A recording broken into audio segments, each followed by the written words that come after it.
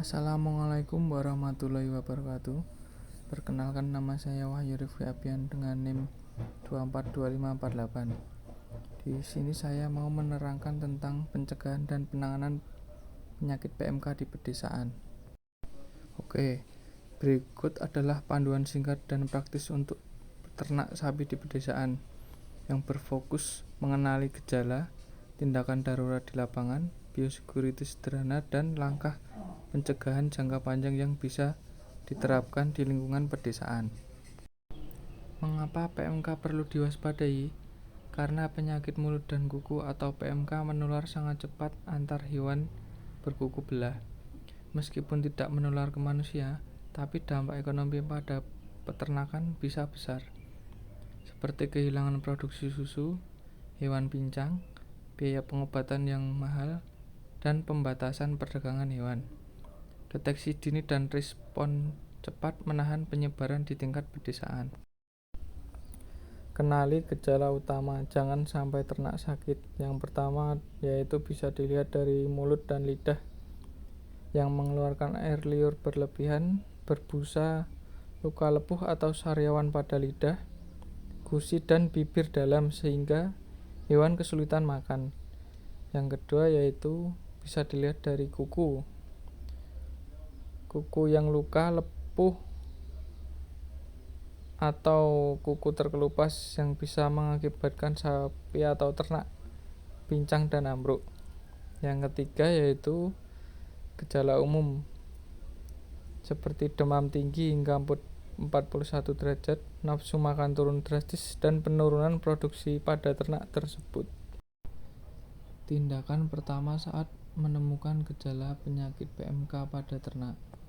Yang pertama, segera diisolasi. Pisahkan ternak ke kandang karantina yang jauh dari ternak sehat. Batasi juga akses orang atau hewan lain. Yang kedua, laporkan pada petugas atau hubungi dokter hewan, mantri, dan dinas peternakan setempat. Jangan pindah jual atau kirim ternak yang sakit keluar desa. Yang ketiga, pertolongan awal pada luka.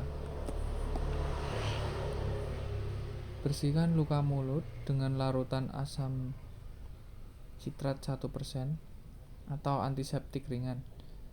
Semprot kuku dengan betadine antiseptik untuk mencegah infeksi sekunder dan belatung. Yang keempat, nutrisi lunak dan cairan.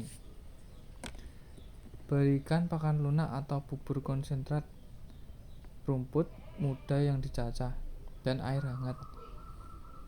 Jaga energi supaya hewan tidak lemah.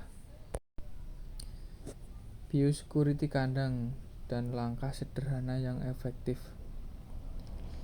yaitu tutup akses kandang, larangan masuk bagi pedagang hewan, pengunjung dari luar, atau kendaraan tanpa izin. Pastikan alur masuk yang jelas. Desinfeksi rutin, semprot area kandang, peralatan, baju, dan sepatu setiap hari. Gunakan resep desinfektan sederhana jika tidak ada produk komersial. Yang terakhir, alur pemberian pakan. Urus ternak sehat dulu, baru ternak yang sakit.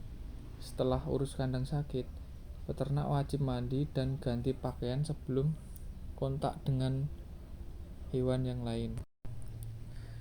Pencegahan jangka panjang atau program yang harus dilakukan yaitu vaksinasi berkala. Daftarkan ternak ke program vaksinasi pemerintah. Vaksin membangun kekebalan individu dan kelompok. Kunci untuk menghentikan wabah. Berikutnya, karantina ternak baru. Pisahkan hewan baru minimal 14 hari sebelum dicampur. Pantau gejala dan jangan tergesa-gesa mencampurkan ke kelompok yang utama. Yang terakhir, koordinasi desa. Koordinasi antar peternak dan dukungan dinas penting untuk berbagi informasi, khusus membantu menutup celah penyebaran penyakit PMK. Langkah awal yang bisa diambil peternak saat menjumpai penyakit PMK. Yang pertama, deteksi dini. Bisa meliputi pemeriksaan mulut dan kuku rutin. Setelah itu laporkan tanda ke petugas. Kedua, respon cepat. Seperti isolasi, bersihkan luka, berikan pakan lunak, hingga hubungi petugas setempat. Yang ketiga, biosecurity. Batasi akses keluar masuknya hewan atau orang atau kendaraan. Berikan desinfeksi dan terapkan alur pemberian pakan yang aman. Pencegahannya yaitu vaksinasi rutin, karantina hewan baru, dan kerjasama dengan komunitas. Dengan tindakan sederhana dan gotong royong, penyebaran PMK di desa dapat dikendalikan. Berikut penjelasan mengenai pencegahan dan penanganan penyakit PMK. Sekian, wassalamualaikum warahmatullahi wabarakatuh.